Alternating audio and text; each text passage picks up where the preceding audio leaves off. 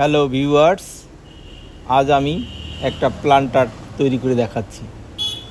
একটা প্লান্টারকে নর্মালভাবে তৈরি করা যেতে পারে, সেটাকে একটু ব্যতিক্রমভাবে তৈরি করে একটা প্লান্টারের উপরে একটু নাক চোখ একটা ফিগার একটু ডেকোরেশন করে সেটাকে যদি তৈরি করা হয় তাইলে সৌন্দর্যটা বৃদ্ধি পাবে।